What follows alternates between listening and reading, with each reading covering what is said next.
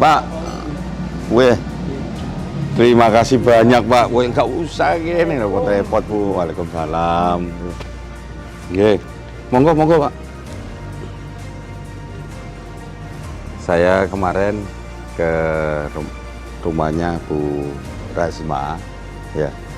Beliau ini mengadu, saya ini orang yang belum mandiri, ya, belum kesejahteraannya itu masih di bawah, kok diputus, PKH-nya diputus.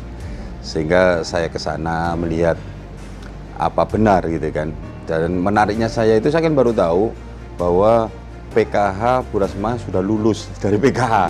Nah, saya ke sana, saya mau lihat sana. Dulu saya coba saya lihat mau ngucapin selamat lulusan, biasanya kan lulusan di situ ke sana.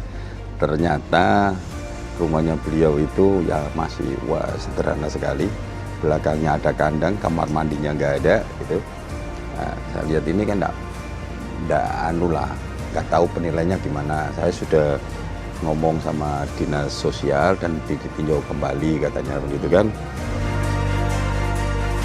Saya juga bukan Pak Bu Rasma saja, saya kepingin tahu ya PKH ternyata banyak yang lulus, yang sudah dinyatakan lulus.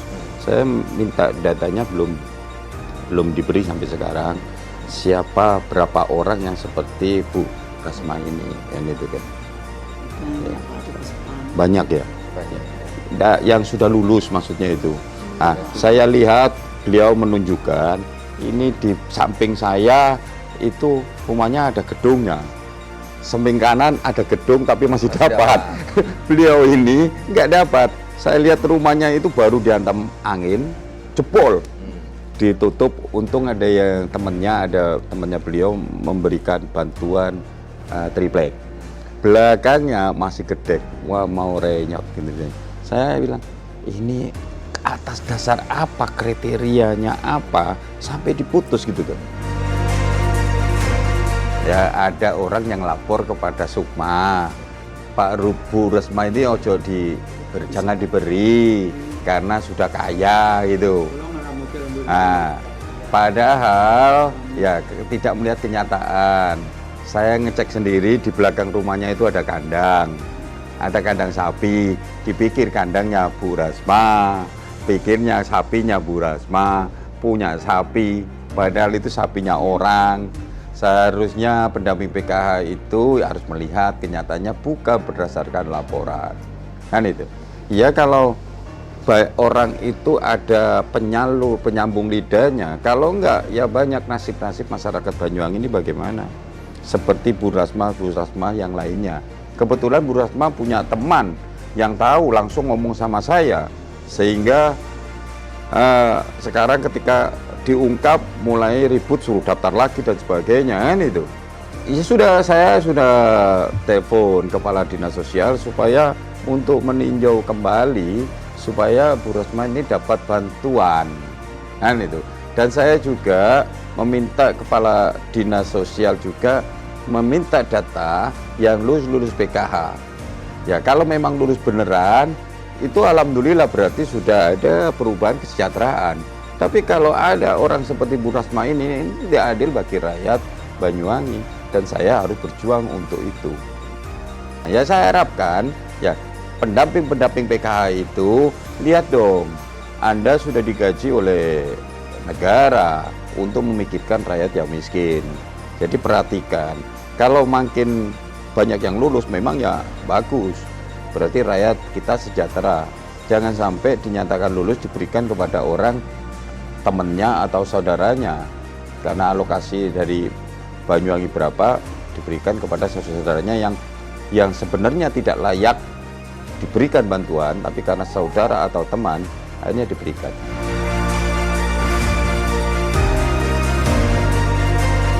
Jenengan lulus PKH tahun pinten? 2013. 2013. Kenapa jenengan dikatakan lulus niku apa namanya, alasannya nopo waktu niku? Ya, tapi pun saged mesti amal pun sugih ngoten. Dianggap sugih. Nggih. Tapi kenyataannya jenengan terus Mak, sampai ya, Mak? utang-utang, Pak. Utang-utang sekolahan. Sampai Macam apa? Tani buruh tanem nih tandur pak. Nggih, bapak nyengkal. Sedinten itu sanjenengan asal pinten. Lampung. Kadung sedinten 50 Pak, kadung saarean 3 doso. Oh, arean 3 doso. Nggih. Selama sebulan apa sampai 30 hari atau full angsal arean apa terus full? Ya, Kadang enten, kadang boten ngoten. Kira-kira cekap itu. Ya mboten cekap, Pak. Mulai enten tiyang asal wis kula ya irai, do kareng diwiyani kula ngotan. Begini, kebetulan tadi itu ada sebuah keluarga namanya Bu Rajma. Bu Rajma ini dari Paspan sana ingin mengadukan kepada DPRD Banyuwangi. Kebetulan tadi itu diterima langsung oleh Pak Michael selaku Wakil Ketua DPRD. Boleh dibilang korban dari suka tidak suka, bahkan boleh dibilang juga manipulatif informasi. Beliau ini dinyatakan lulus PKH, yaitu program keluarga harapan. Nah, sebenarnya ini kalau nggak salah pada tahun 2013, PKH itu adalah di mana sebuah keluarga yang awalnya itu adalah dianggap tidak mencukupi kehidupan atau kategori miskin sehingga membutuhkan bantuan-bantuan dari pemerintah. Namun pada tahun 2013 justru dinyatakan lulus.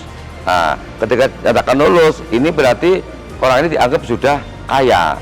Mengapa dia dianggap lulus? Pertama, katanya sudah ada perubahan, punya sapi, terus punya yang lain-lain. Padahal beliau ini adalah, kalau bahasa kampung itu ngeramut atau memelihara sapi dari orang lain dengan paruan.